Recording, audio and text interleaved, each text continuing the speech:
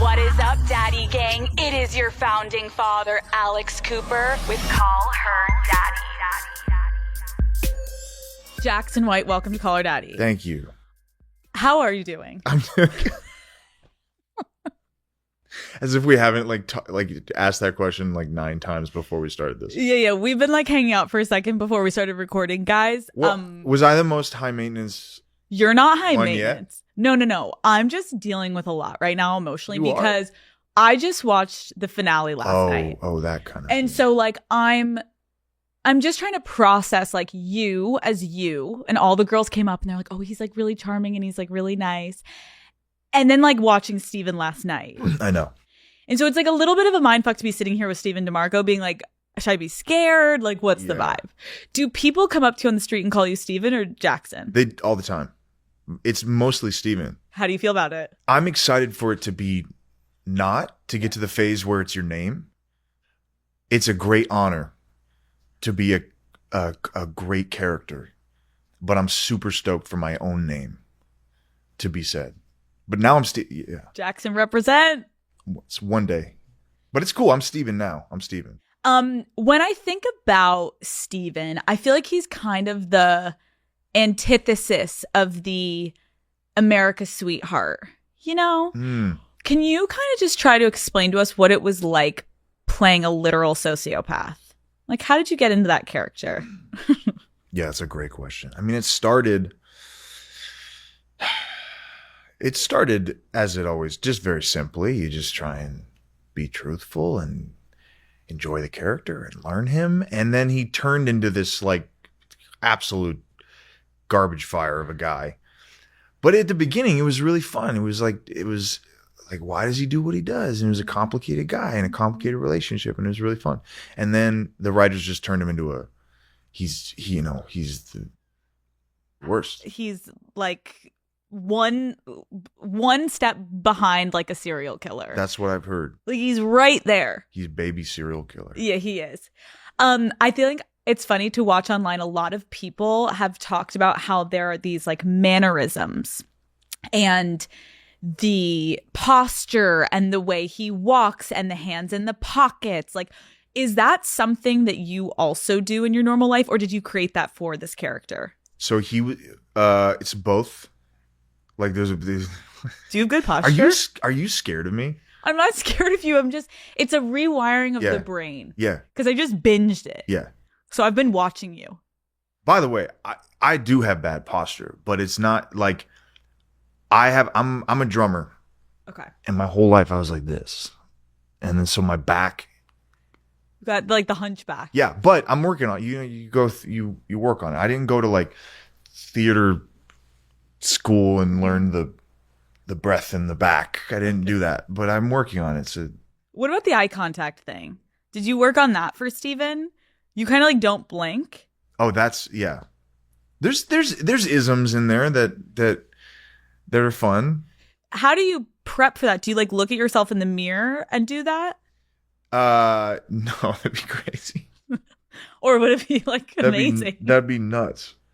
I don't know. He has a lot of things. Half are mine, half are invented. I don't know. It's kind of a combo of both. But he's very physical. It's definitely a different physical. He's a different walk. He has a different thing. He's very calculating and still, and he moves kind of like that. Yes. Except when he's angry, and then he'll walk different. There's a lot of stuff that I tried to play with. We love him. He's a shark. Do we? I don't think so. No, I'm just trying to You're just trying to make me feel better. Don't placate me. I'm it's just fine. thinking it's a lot. He's it's hard to like that guy. I read that you, and I don't know if you still do this, but you used to watch every episode of Tell Me Lies 4 times. So you could go from hating to then loving your performance. Did you do that for this season? Nope. Why? Because it's gone too far. Okay. I can't. I don't want to do that anymore. It hurts. It's very fun to study the tape. I like to learn from that, but then it becomes masochistic, and you're it's not healthy. Did you watch season 3? Briefly. Briefly. Yeah. I don't know what that means. What does briefly Like mean? it's like I watched it once Okay. with a far lens, with like a detached lens. You weren't like directing yourself. No. Like, why did you do that? What did you do? What? But it creates it's very emotional to watch a lot of yourself. It kind of sucks. Do you watch your own? Yeah, but I've been now doing this for a while. Like in the beginning days, it was harder. Yeah. But it's not fun. I think that happened with Steven where I detached him unintentionally as it went on. Yep. I think I tried to bring myself into him, but then as he became worse and worse, I was like, yeah, he's a character. I'll make him be a character, and then I could. Then you can play with detach it a more little and bit. detach. I'm thinking about it being Wednesday. Everyone just found out that this was the series finale, not the season finale. And none of us had any idea that this was the end of Tell Me Lies. How are you feeling, and how did you find out? Really recently, a few days ago, actually. And who told you? So Grace actually told me, and we were both in the airport. We were both in the airport in separate parts of the airport. We're in different Terminals. So far away. 2 terminals away. It's a new love story, and I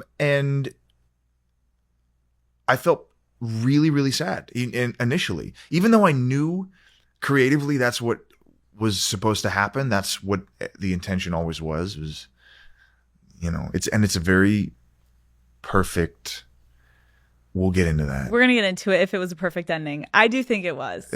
I think it's hilarious, but it was very sad. I was sad, and because it's like you made a family, the cast was like a family, and then you also like lost a job. You didn't, but it also feels like a little bit like that. And it's been 4 years putting yourself into something. So it's like mixed bag. So did you guys have like a conversation with your castmates? Like, are you guys going to have like a going away party? Yeah. I mean, I hope, because we're so close, and everyone I think is emotional about it, even though, I don't know, you just can't plan for these things. Okay, let's talk about the finale. Okay. I sat down. I had snacks. I was locked in. Yeah. I was like, how are they going to wrap this thing up? Yeah. In this, there's so many questions. Like, what's going to happen with Pippa and Bree and Wrigley and you? And why are you marrying Lydia? And there's so many questions. And then she did manage to wrap the entire thing up in the finale. How did you feel about it when you were filming it, and then when you got to watch it? I laughed hysterically when I read it. We all did, because it was like, oh, he wins? That's so funny. That's so cosmically funny. I am sorry. I think it's a big tragic comedy at the end. It's so fucking crazy. Yeah, I hope everyone laughs. No. You don't understand. Do you like look online when people are talking about the series at all? Because everyone said not anymore. Okay, the only way that it would be a justifiable ending, everyone was like, Steven needs to die. Right. He needs to die. And then you like kind of won. That's so good. That's so funny. Not even like strictly, oh, my character, like that's fucking hilarious. It's crazy. Like you have the guy who's the object of the torment or the whatever, the aggressor, and then it's like it's not realistic because it's television, but it's a new thing. I've never seen that done before. Well, it's also really realistic of like, this sometimes is how it fucking goes. Yeah. Like probably not to that extent. No, hopefully not. Hopefully not. But that's kind of how it goes. Like a lot of bad people win. How did you feel filming the wedding scene? That whole blow up, and then you taking the mic at 3 a.m. and being like, one more fucking thing, ladies and gentlemen. It was cool. Well, it was 3 a.m. It was like 4 a.m. We were doing that all night. And I had the flu. I had like 103 fever. I had a fever. I was like sweating and sore throat. And they like juiced me up, and I went out there and just blacked out. That was crazy. It's crazy that happened on that day. Who do you think made out the best in the show by the end? you want to say it together? 1, 2, 3, Steven. Like, motherfucker. I know. Because I was like, okay, technically Diana. You're like Diana. Oh, like, yeah, they got she out got good. away. But They got on out the good. Richter scale of like, who did the worst shit that then got out the best? Like, yeah, he got rejected now from Yale and they like got rid of him. But you got to do another one on Lucy at the very end. That was a mindfuck the gas station moment. I was like, too. literally go fuck yourself. I know. It's twisted. And then you're the one holding the mic, like literally like bang, bang, bang, bang, bang to every single Bang. person. He just ices everyone in the room. Smoked them. I had fun. I don't know how I feel about it. Are you like, yeah, like what is the response to something like that? I think that it weirdly, as I've had time to process it now, I'm finding that at first I couldn't decide if I wanted it to end where you and Lucy just like left in the car together. You thought did you think that that's where it was going to end? I thought it was going to end there because I was like, oh, and he's going to fuck her over again. But then Megan made the decision, no, let me have you watch one more time him fuck her over again. That's the perfect ending to this show. Because why am I so fucked up that I low-key wanted you guys to end up together? Right. That's the whole thing. You're disgusting. You Totally. murdered someone. I know, and that's the whole joke. Yeah. And then it's a perfect ending. Like, this will never end. Okay. Can you indulge me for a second? Yeah. So I think, to your credit, you brought to life a character that millions of people are frustrated by, they hate, they've found some moments where they've like loved you or liked you, and then they go back to hating you and being disgusted. And now the character we're done with. But I thought today we could really finish it off strong. And you can get into character one last time. Get into character? Mm-hmm. Oh, shit. Get your posture ready. Darn it. Yeah, right. Just my shitty posture. All right. You're going to get into character as Steven. Mm. And I'm going to give you scenarios from my audience, and I want you to give advice as if you are Steven speaking. So, Steven, welcome to Call Her Daddy. Okay. Oh, God. Look at him getting into character. Okay. I'm going to come back and I'm going to answer your questions. Now I'm Steven. Okay. All right. I'm Steven now. I'll answer whatever you want. Hey, how you doing? Hi. Can you adjust the microphone to be closer to you? I think it's fine where it is. Sure. That will make you more comfortable? That'll make me really comfortable. Thanks. This is my show. Sure. Okay. Steven. Someone wrote in and said, I went through my boyfriend's phone last night and saw he has an active dating profile. Should I tell him I know? What do I do, Steven? No, hold that in. Hold that in for a long time. Use it when you have to. You weaponize it. Wait until you're in a situation where he is in front of his parents and reveal it and put it on a flash drive. Wait until you're making love, and at the moment of climax, reveal that you know about his dating profile. Okay, Steven. Sorry. This is so fucking Too far? Okay. This is great. No, this is great. Okay, next one. Okay. This is kind of really relatable to Steven. Okay. My boyfriend and I keep getting into massive arguments, but he never takes accountability for his actions. How can we move forward if he will never own up to the things that he's done? Find the people around him he holds dear. Learn his secrets. It's constantly like hostage. Same thing. Hold information, put it on your computer, and then use it at a Holy horrible shit. time. I think Why? that's what he does. Why do you think that he gave Lucy back the tape? Maybe he was exhausted. He was like, I don't want to do. I'm He's bored. like, bitch, I'm going to Yale. Yeah, he's bored. Yeah. That's probably what it was. He was bored. Yeah, he's bored. He was like, you look pathetic. Yeah. I tortured you enough. Yeah, he's done. Now I need to find another thing to torture you over. He was over. Okay, we're moving on. Call Her Daddy is brought to you by Tinder. Listen, you have You know, you've got your emotional support water bottle, maybe even an emotional support dog, right?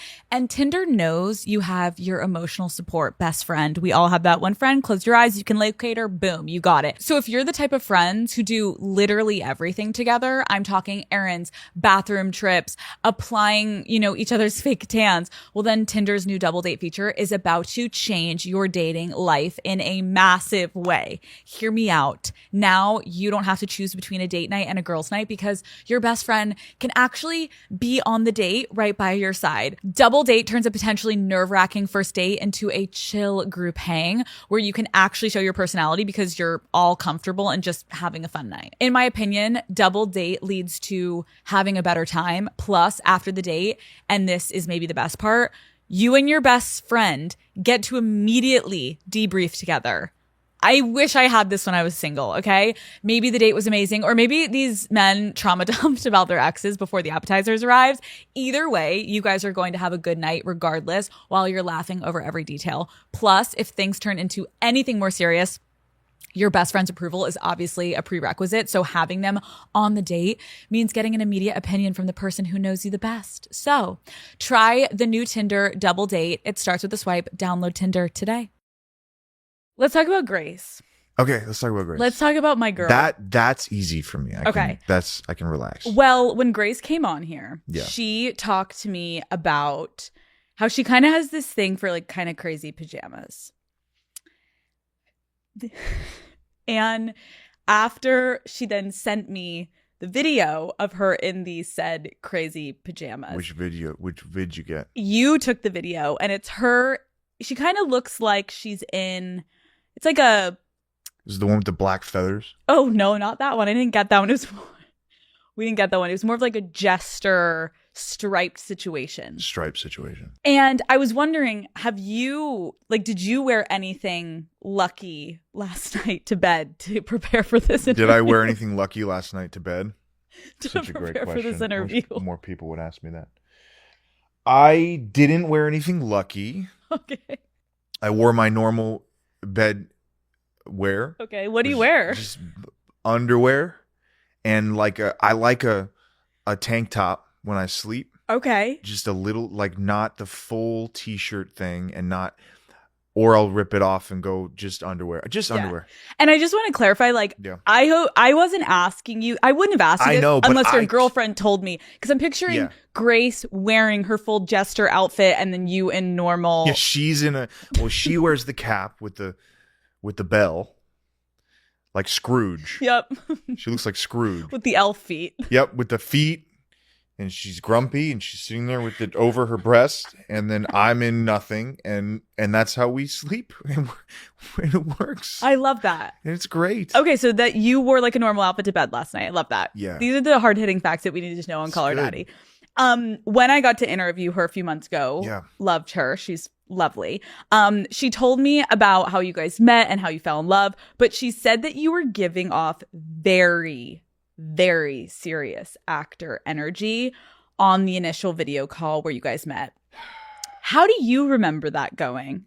Well, when you're nervous, you go into a mode, of course.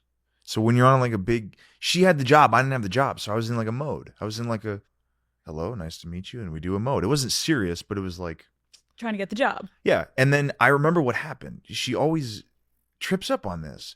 She had the job. I didn't have the job. This is a very interesting conversation on power. And she said, do you need anything from me? Which is a very actor-y question. Not to throw back on her, but that's very do you need anything from me performance-wise? And then I think I said, no, you're doing great. No, you're doing great. Which, if you don't know me, I can sound very condescending sometimes, but I mean it genuinely. I can sound very good job. Right. And you're like, horrible job. And you're like, no, really good job. You know what I mean? When someone's like, hey, you're doing great. Right. You're like, and so I think I probably sounded like a dick, but I really meant it. She was like, can I do anything? I'm like, no, you're great. You're doing great. So then you left that, and did you feel any vibes? Romantic vibes? Yeah. No, we were walled up. We were walled up. She was, yeah, she, from the very initial time, we were both like in relationships. We were like, Okay. it was not like that. I think it wasn't until everyone was open and we might do this job together. That's when we started, What do you talking remember more. about the first time you started to have like, oh my God, wait, could I have romantic feelings for this person? When she texted me, What did she text you? like, hey, like, what's up? I was like, well, I was in Canada for some reason, and she said, it was like, hey, come to New York. She didn't say like come to New York, but she was like, what are you doing? I'm doing this for the holiday. She was like, oh, I was like, I might come to New York. And she was like, something like cool and sexy where she was like, you should, like, you fucking should, like, with a fuck, you should fucking do it. Or something like that. And you guys were already filming Tell Me Lies at this No, point. no. I still hadn't had the job. It took me 8 months to get this job. I had to convince so many people to let me do this job. It was Why very do you funny. think? Um, Because you're so good at the role. well, thanks. Yeah. No, they just had to comb the earth, I guess, to find this. It's a very complicated guy, and there was like a lot of dudes who did it in whatever. Yeah. Whatever. Yeah. And then she had the job. I didn't have the job. And then I went to New York, and we kind of like talked about all the reasons why we shouldn't do it because I don't have the job yet. And then, Yep. and yeah. Okay, wait. I remember though, you said that you were dying to make the first move, but didn't have the courage to go through with it. What was going on? What do you remember feeling in that moment? Just like ripping out of your chest kind of thing, that thing. And when she finally went in for the kiss. Maybe that's a power thing. Like, I didn't want to, sorry to interrupt. No, this is good. I didn't want to make a move because I didn't have that's not really it. But I can totally be a people pleaser. I can totally think I'm overstepping. Maybe I wanted to not step on anyone's toes. What do you mean? Well, like what if I didn't have the role and then I kissed her? And then she was like, whoa. Now you're definitely not getting the role. You know what I mean? Right. Like, what if I overstepped? So she kind of had to make the first move. And Yeah, she did. I was like, and that's not, these thoughts aren't going through my head, but I'm definitely. Right, we're reflecting. Yeah. Mm-hmm. That's interesting. You're probably like, subconsciously, I probably like. Tread lightly. Yeah. You like her, but don't. Right, because it was a work dynamic also. Yeah. And that's how it first started. So it's like you kind of gotta. She was my boss. She was your boss. She was my daddy. Is she still your daddy? She's my daddy. Grace is my daddy. I love that for Grace so much. Honestly, you're like, I can't believe I just said that. Yeah, I know where that's gonna be on your thing. Just that. It's gonna be. That's the whole promo. Yeah. Grace is my daddy. I know. It's perfect. I know what you want. Yeah, just keep giving it. You're doing great. Okay, is it true that you let Grace give you multiple tattoos early on in the relationship? Yes. How, like, what tattoos and how many? 1, 2, 3, 4. Now, walk me through that thought process of like allowing someone really early on in dating to like fully tattoo your bod. Were you nervous? Like, what if it ends? Have you ever done that? Nope. Okay. I just. You're what like, if it you've ends? done it, right? And I'm like, nope. Yeah, you let someone fucking put a needle in your Nope. arm. No. Okay. I don't think you don't think about that. I don't think about a lot of that. I'm very impulsive, but that was also hilarious. I liked it. I like that. Yeah, I don't know. You're on the adrenaline of the courtship phase plus like pain, and I was down. That was cool. How do you think that your guys' relationship has evolved over the course of the show? It's just got more adult. I don't know. It's more like you don't think the ceiling's gonna cave in. You know what I mean? You're not like, I don't know. You start with a lot of fear in any relationship, and then you kind of get comfortable. And I think we've just grown up. When you say you start with a lot of fear in the beginning of relationships, Or maybe I do. I was going to say, what do you mean by I think that? normal people don't as much. I'm in a lot of fear Why? because I just grew up in fear. I grew up in a lot of inconsistency. So I didn't know what was going on a lot of the time. And so I come at situations from a fearful place sometimes. I'm getting better. It gets better and better over the last 10 years, but Yeah. I absolutely go into things on the defense thinking that it's not going to work out. That's how I approach most things. That kind of relates to you said recently in an interview that it's higher stakes to stay together for me than to break up. It's definitely more work and higher stakes to be with somebody. Yeah. It's way less pressure to not, more painful, but you have to want to be with somebody. Very, very hard, right?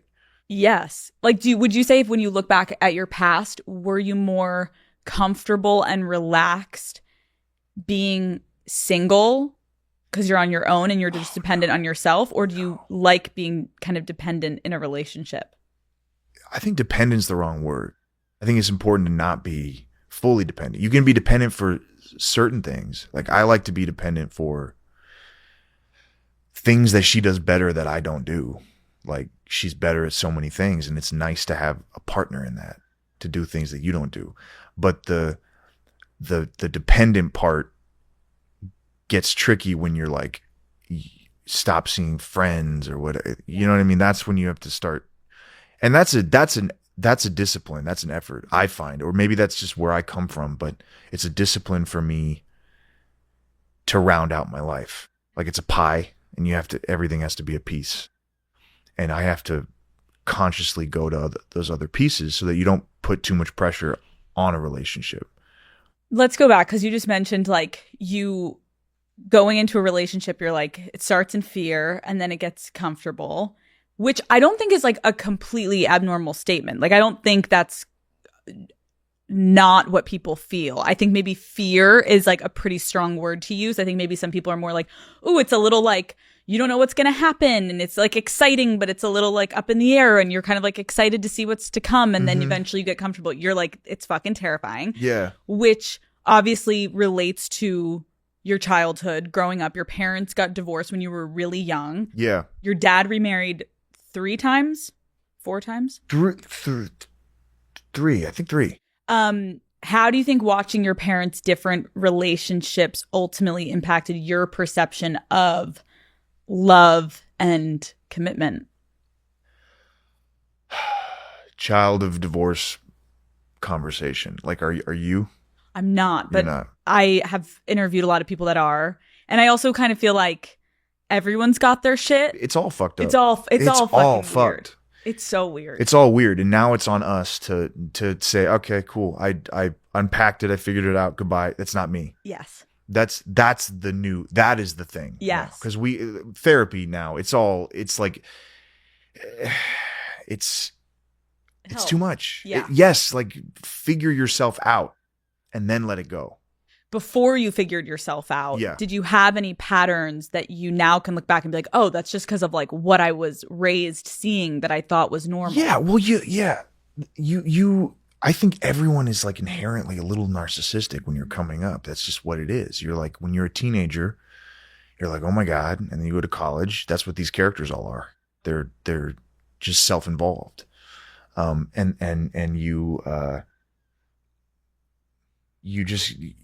you start not making yourself the victim because you learn that there are consequences, or that no one's coming to the rescue, and that you can't just make it about yourself, and you can't weaponize your past and use that in your relationships with your friends, because people won't stay anymore. They won't stick. They don't want to hang out with you if you're doing that. But it is so fucked up because it takes you, as we all have done, like repeatedly doing something, whether it's a pattern, whether it's like jealousy or abandonment wounds, or being pulled back and kind of being like not emotionally available, whatever it is that you bring. And then slowly you get the note enough from partners that you've been with that you're like, okay, I actually have to look at myself. Totally. And I need to address this. Or you don't take the note. And you're out here still just ripping. What do you think one of your notes has been? It's a great question. Yeah, I got abandonment. I don't know. I guess like I'm afraid. It's fear. It's all fear. So I'm like afraid of, I've been afraid of men a lot of the time. Like I've been afraid of, like male relationships I've had to work on because, I had a more complicated relationship with men than I did with women. I was kind of raised with my mom and my sister. So I've had to work on that. In relationships, it's what I was explaining you're supposed to do is like divide your time. I can totally not do that and put too much pressure on a relationship. That's the big note. Yeah. I mean, I think that's really relatable too, especially if you have that instability growing up and then you get to a point where you're like, oh my God, I found love. I found my person. Like I found this person that loves me and I love them. Yeah.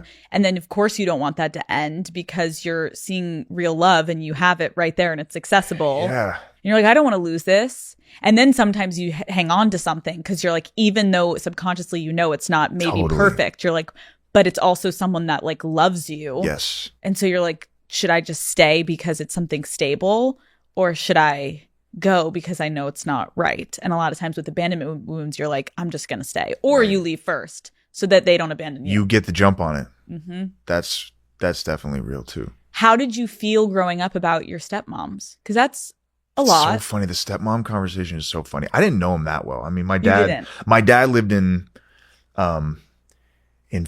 Franklin in Tennessee. Okay. And my mom lived here. Mm-hmm. And I would spend the summers and whatnot with him or weeks at a time, whatever, breaks. I'd go out there because I loved it out there. And I would hang out with these new mamas. And they were cool. You know, shout out to Deborah. You know, I didn't know him that well, but I was like, Deborah, what's up, Debbie? But I don't know. I was a kid. I think you have a gut reaction to somebody who's replacing your parent. Like, I think I gave her a hard time. I was like a child, but I think I Deborah grabbed my arm too hard. But I think she was probably a wonderful person. Yeah. And yet I was like very adverse to change. And same with my stepdad. My mom remarried. And like we've always had a two rams locking horns just because it goes against your biology. But they're also filling a very difficult role. I could not imagine marrying somebody with kids and just being like, these are from a complicated, fucked up place, but I'm going to take care of them. That's weird. So right. It's like when you get older, you then can have empathy for both dynamics because you're like, now you're getting closer to the point where you can picture potentially being in more of like a fatherly role, where when you were younger as a kid, you're like, oh my God, this person's going to replace my dad or replace my mom. And now you're like, whoa, that was a lot to walk into. Doesn't mean they were perfect. I just had this conversation with my stepdad where I was like, it just crystallized recently of like, oh, dude, that must be so hard. I couldn't imagine. You had mentioned kind of like craving the stability of a family unit your entire life. Mm-hmm. When things feel shaky, where do you find, or where did you find that safety?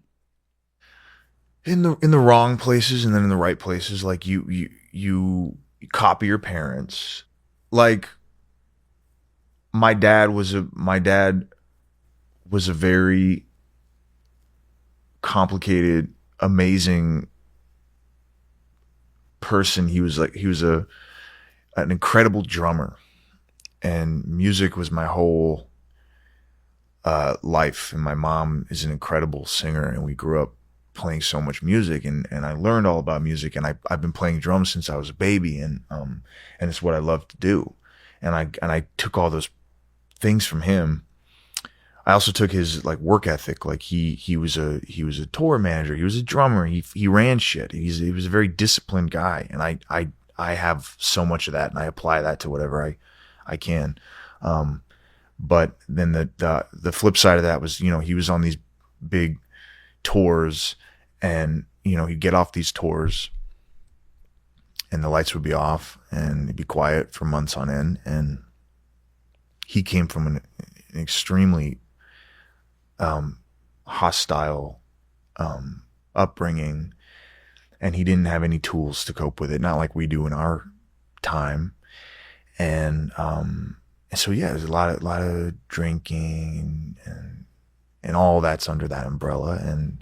And I, you know, I drank a lot with him, and you know, just a lot of drinking and smoking with Dad. And so I totally like grew up with a skewed perspective on all that. And you know, if I wasn't careful, I would let that run my life, especially when you start doing that when you're young. And when you have your parent being there with you when you're kind of doing that, and it's almost like a bonding thing. Yeah. Oh yeah. Because you're young and he's back off the road, and you're like, oh my God, let's sit and let's drink and let's talk. That was it. And that's kind of. But you're like a 12-year-old kid. Right. So that's where it gets tricky. And did you ever feel like, because it seems like you weren't always with him, it was like you would like visit and then you would leave. Like, yeah. Did you feel like you really got to know him enough, or do you like wish that you could have spent more time with him? Yeah. Totally. I wish I spent more time with him. This is what it is, though. We didn't talk for long periods of time just because whatever life, but I got to be with him for the important times. But you have like an idea of your parent. Maybe it's like girls and their mothers or boys and their fathers, but they're like superheroes. And then you get to the age where you're like, oh, if that's Superman, we're fucked. You know what I mean? Like, oh no. And that switch happened in the midst of all that chaos. And it took me, you know, made us drift apart. And then we came together when we were both adults. Yeah. I know your dad passed away a little bit ago. I'm so sorry. No, yeah, thanks.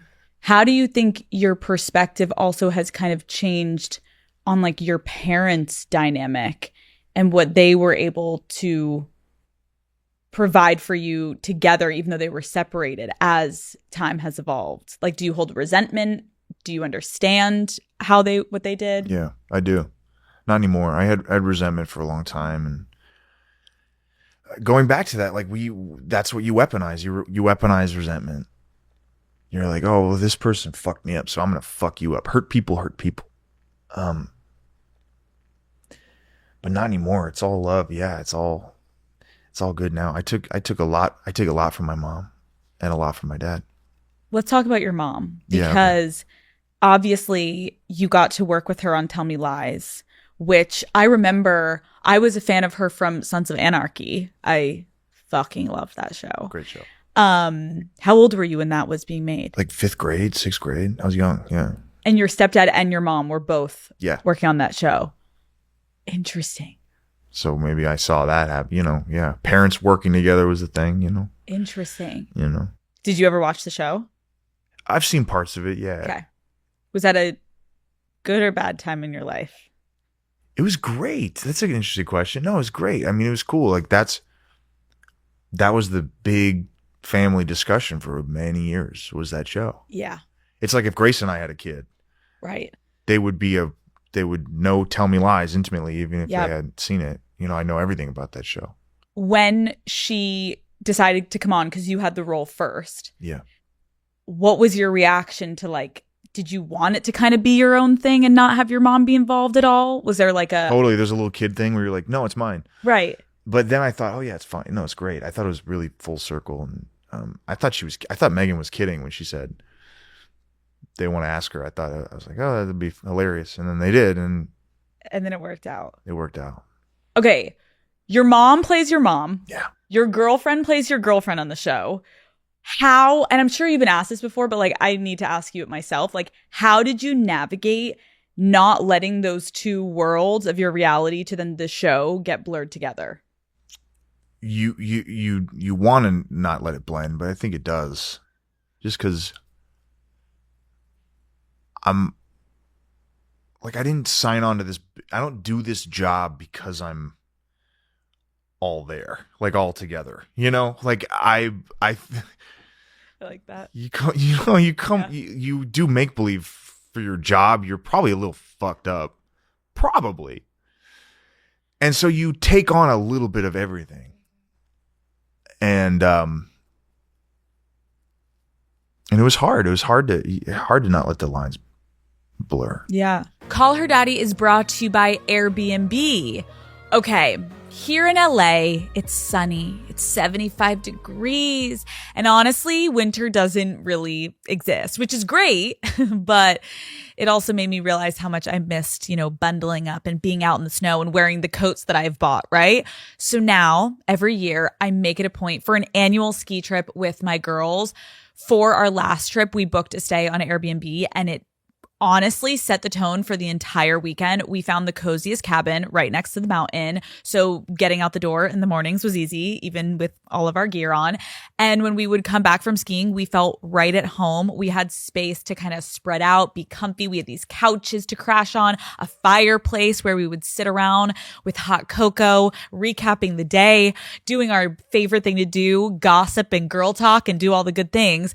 So when it's that cold outside, also having a place that feels warm and comfortable to come back to, it really does make all the difference. And that is why, as I plan my next ski trip, booking a stay on Airbnb is a no-brainer for me. Instead of feeling like a tourist, you can settle in and explore the neighborhood, grab groceries nearby, and really live like a local wherever you go. And if you know you want to take a trip, but you don't know where yet, don't worry, Airbnb makes that part easy too. I love the guest favorites. I am constantly browsing it. Even if I don't have a trip, I'm like, you know what? I'm going on guest favorites. It's basically a collection of the most loved homes on Airbnb, and it's such a good way to get you inspired for your next trip. Stop fantasizing about your dream trip and start planning it on Airbnb. I do want to go back to something that you were talking about earlier in regard to your relationship to your father growing up. You mentioned how alcohol was and became a big part of your life with him and your relationship. Do you mind talking a little bit more about how that influenced and impacted you? Yeah, I think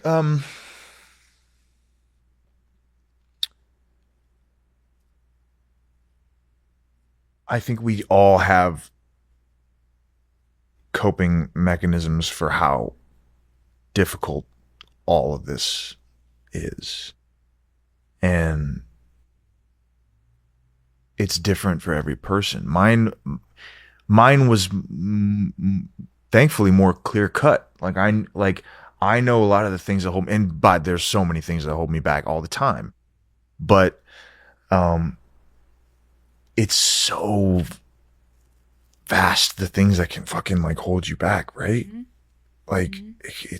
It can be substance, it can be people, behaviors, food, whatever. Everyone's got their thing. Everyone's got a thing. And I think focusing on what that is and discovering what that is what makes you progress, as a person in your career and your relationships. That's what makes you grow. For you, when you look back, you talk about fear, and I can imagine, I think when we have fear or we have anxieties, we can try to do things to avoid that. Mm-hmm. How did you find yourself leaning into unhealthy coping mechanisms to avoid your pain or your fear? Well, fear's the core fear, and then anger is a symptom, and drinking can be a symptom, and behavior is a symptom. So it starts with that, I'm not enough. I won't be enough. People are better than me. I'll be left. I'll be alone. I'm not good enough to be here or to be with this person. Those thoughts are like,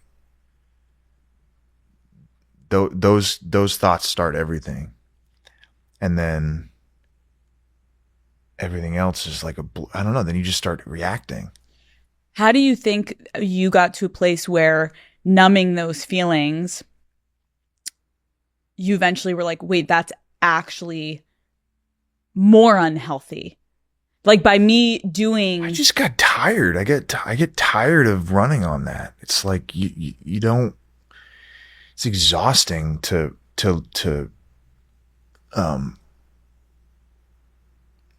be unconscious.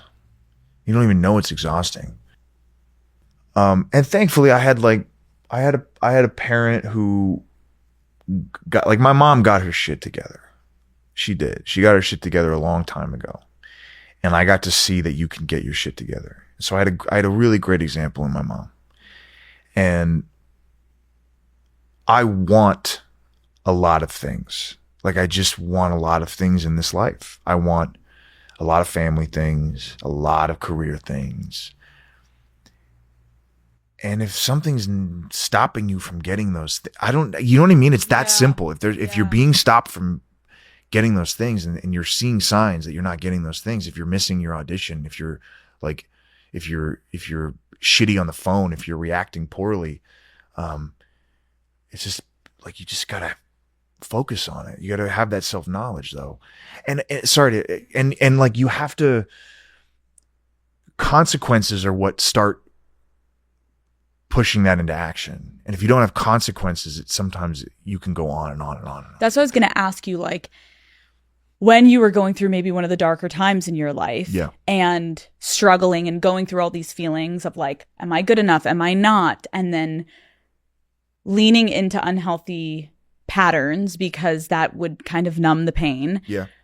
What were examples where you kind of had to face reality, whether it was people confronting you, maybe you lost relationships? Yeah, it's both. It's you're subconsciously ruining everything. You just break shit. Right? Yeah. Yeah. Well, and it's hard too, because like, depending on where you're at in your life, like, I feel like for social reasons, like, it's so fucking confusing. Even if you're talking about like drinking, like, it's so confusing because it's such a social thing. Oh yeah. And so it's like the fear of like, am I not going to be fun anymore if I stop? Am I not going to be this anymore? And it's like, there's so much that we tell ourselves. If we want to try to get better, you almost go to the negatives first before, like, we know this is going to actually make your life a lot healthier and happier. Yeah. But it's so ingrained in culture that it's really hard to be like, can I stop this? Yeah, should I? Going on a date, like, if you've drank on every date and then you go on a date and you're not drinking, like, you feel like a alien, and you feel like, oh my God, all my stuff is coming out and I'm not prepared for this. And this is also, side note, these things don't go away when you take a behavior out of your life. The hole, the God-sized hole, is fucking there no matter what. For most people, I mean, for all people, there's a thing that we're trying to fill with people and places and things and money. That's and a good point. We just are. It doesn't go anywhere. You just have to take out the thing that makes it destructive. Which is really fucking hard. And it's just substituting vices, right? It's not like there's one good one and one bad one. It's just what's working for you. If you're taking it out in your relationship, you're going to hurt somebody. If you're taking it out with substances, you're going to hurt yourself. For you, once you were able to be like, okay, I am going to try to move forward in life and like give myself a healthier lifestyle, let's say, what were some of the positives and negatives that you saw once you got that clarity of like, I need to shift my life. I need to change my actions to my own body and to myself. Everything changed. Like I want to say that there were external things that changed dramatically, but there weren't. But there were. Well, there were. I mean, if you're clear, you're just better prepared for life and you can succeed and blah, blah, blah. But also it's here. You just feel less like you're in trouble all the time, or you have that ease. And that's what we all want, is that ease. I just want to feel okay. Yeah. Yeah. You want to see your shit come out. Stop drinking. Yeah. You'll get to the real shit. Stop drinking. You'll feel great. And then that deep in the core shit comes out, and it's like, oh yeah, that was there. I was just covering it up with whatever. How are you doing with the fears and the anxieties and all of that? I'm doing good. Okay. It's been a good, long educational road, and I feel great. My life has changed, and I have a lot of love in my life, and I care about people. That's the big thing. I genuinely give a shit about like how someone else is doing, which I didn't have when I was like younger and running on fucking Doritos and fear. Like I and that's the best thing to come out of it, is like, because all I want is to be like a worker among workers. Like I want the life to be like calm and serene. And I think sometimes when people talk about a darkness in their life, the beauty of it is it also brings such a light, because it's like it really forces you to go through a lot of fucking shit. But then you've been through a lot of fucking shit. I had to, because if I didn't, then my shit would run I wouldn't be working. I wouldn't be around people. I had to. That's what I'm learning. You can actually just face the fear. It's amazing. Call Her Daddy is brought to you by SoFi, the all-in-one finance app where you can bank, borrow, and invest. Daddy gang, you could be scrolling, sleeping, doing all the same things that you're already doing, and still making money, honey. That's the whole idea behind investing. And the sooner you invest, the more potential you have to grow your money. And listen, I know how intimidating investing can sound, but starting early doesn't mean you have to start big. SoFi makes it easy to get started on a platform that's actually easy to use, even if you're totally new to investing. If you're not sure where to start, SoFi Wealth's robo-advisor can do it all for you. All you need to do is deposit money, answer a few questions, and SoFi literally handles all the rest. But when you're ready to be more hands-on, SoFi also offers self-directed investing with SoFi Securities, all in the same app. And because SoFi actually wants to see us win, they are offering the Daddy Gang, are you listening? Up to $1,000 in stock when you open and fund a SoFi self-directed brokerage account. Terms apply. So are you ready, Daddy Gang? Let's make some money, right? Learn more at SoFi.com/callherdaddy. Brokerage offered through SoFi Securities LLC. Member FINRA/SIPC. Advisory services via SoFi Wealth LLC. Call Her Daddy is brought to you by Sephora. Girls, how many of us have woken up after a night out and realized we completely forgot to take our makeup off? Yeah, we have all been there. The mascara is smeared everywhere. The concealer's all over your pillow and your face is already starting to break out. I know that morning after skin can completely ruin my confidence, but luckily Sephora has become my trusted first stop when I need some good skincare. They carry high quality skincare from top brands like Summer Fridays, Rhode, Laneige to Caudalie. Plus their beauty advisors help you figure out what actually works for your skin. In the overwhelming world of skincare, shop Sephora and get back to feeling your best. Shop skincare at Sephora. Okay, before we go, I want to end with like a couple rapid fire. Okay. What's the time you absolutely bombed an audition? All of them. So many of them. I've got like 150 of them. Okay. Other than you, which Tell Me Lies character is the most insufferable? Evan? That sounds like something Steven would say. Well, I love... No. But I just mean like factually based on the plot. Probably. And also him with Bree's mom and getting the mom drunk before seeing Bree. Right. I think he fucks shit up again. I think he's actually Evan, like bad news. Yeah, he's bad news. Oh wait, insufferable. The teacher, Oliver. Disgusting. Bad boy. What is the pettiest thing you've ever done after a breakup? I disintegrated my Instagram. What does that even? You disintegrated your Instagram? Like I didn't just like delete, but it was like delete forever, destroy, and I was like, yes, delete forever. Type in password, gone forever. To yours, not hers. To mine. And you just disappeared. I just ghosted because I was like, I didn't want to deal with seeing anything. I didn't want to deal with. Did you ask destructive? What's the pettiest thing? Oh, petty. Oh, that's not really petty.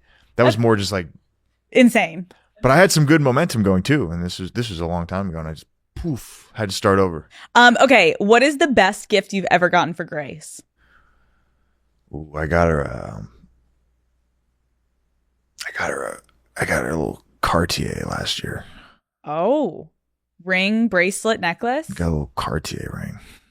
Cute. But I didn't know it was the wedding ring. You got her the wedding ring one? I didn't know. She's like, you're proposing. Yeah, it was so funny. I was like, I didn't know that this was. Oh, like the wedding. I didn't know. Oh, Jackson. Did she know? Yeah. And she's like, no, it's a sick ring though. You don't have to wear it as a wedding okay. ring. We just like have it on other fingers. Okay. That's cute. Cute. What do you think your 2 top love languages are? The ones that I need or the ones that I give? Both. Give me both. I love that you know that as a man also. Good job. Well, I give acts of service. Okay. Huge time. Big time. That's like how I show love. I'll do this for you. I'll do this for you. Do this for you. And then I want to receive words affirmation. I want you to tell me how great I am. How great I am. Tell me you like me still. Do you remember the first big purchase you splurged on with your Tell Me Lies paycheck?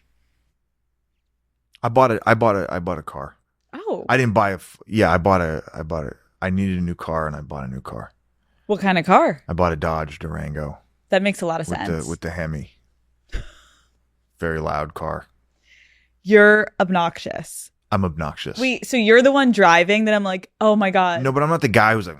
But can you explain why to the sound? Like, what do we need that for? Power. Men No, are I just so love it. Stupid. My dad was men are so stupid. My dad was such a car guy. Okay. And I remember I showed him. I went to all these dealerships with my dad, and we picked that one. Cute. Yeah. Okay. It's a great loud car. Still have it. I'm surprised you didn't hear it pull into your. I'm happy I didn't because I would have roasted you at the very top of the show. I know. Yes, we're finally sadly done with Tell Me Lies, but where are we going to see you next? Do you have projects that you're working on? Do you have things that you're going to be doing? Yes. I know you can't tell me, but like you're going to be acting, obviously. Yeah. Okay. Yeah. Have you filmed other things? I did film something else. Okay. I filmed something after the last season. And was that character so different than Steven? Opposite. How did you feel about that? It was awesome. Electric. It was electric. It was everything. It was levity. Yeah, it was super fun. Okay. It was like very like natural. Like bring yourself to it. Like true. It was very like truthful and natural type of acting, which was very cool. So it's like you could do that everywhere, but Tell Me Lies was very like a lot of precision and we're telling this story, and it was like it was a very different like artistic, very like different thing. Amazing. And it was great. It was I think that's needed. I saw Grace on a red carpet being like, I think I need to play some like lighter roles, like from like Lucy and Amanda Knox. I was like, girl, you deserve to like get in the jail. She needs to go do some. She needs reprieve. Yes, She does. And she's the funniest fucking person ever. She's amazing. She's so funny. I am so happy I got to know you because, you too. Again, like, I didn't know what to expect. I know. We've seen such a large character be built, and I agree. I can imagine you're like, loved that, love what I did with that, but I'm excited for people to get to know Jackson. Yeah. Which I feel like we really did today. I think we got some good little slices. I think if anything, there's something very calming to have watched this traumatizing show and then have you kind of like close us out. Everyone's gonna have watched it. They're gonna wake up in the morning on Wednesday and they're gonna be like, oh my God, I'm about to tune in, this little piece of shit. Oh my God, he rode off in the sunset. And then we're gonna hear from you and you're gonna be like, hey guys, I'm Jackson. Like, life was hard and and and I'm here and I'm just hoping to have a good career. Yeah. That's what I hope. That's what I hope. I hope that too. And yeah. I can feel they're going to take that. Yeah, good. Jackson, thank you so much for coming on Call Her Daddy. Thank you for having me. This was really lovely. I had a really good time. Me too. Thank you.